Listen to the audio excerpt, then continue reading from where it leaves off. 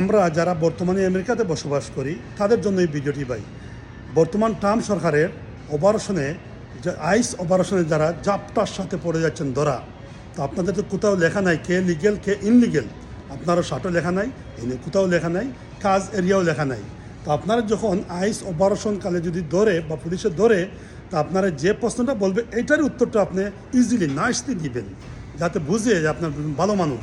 আপনি যদি সিটিজেন হয়ে থাকেন তাহলে অবশ্যই পাসপোর্ট আপনার সাথে রাখবেন।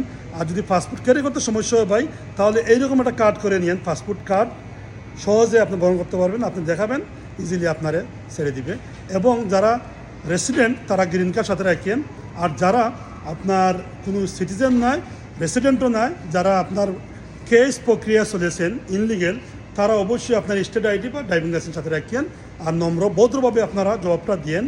আর যদি ভিডিওটি ভালো লাগে ভাই, তাহলে শেয়ার করে অন্যরা দেখার সুযোগ দেন। Thank you for watching video. Thank you so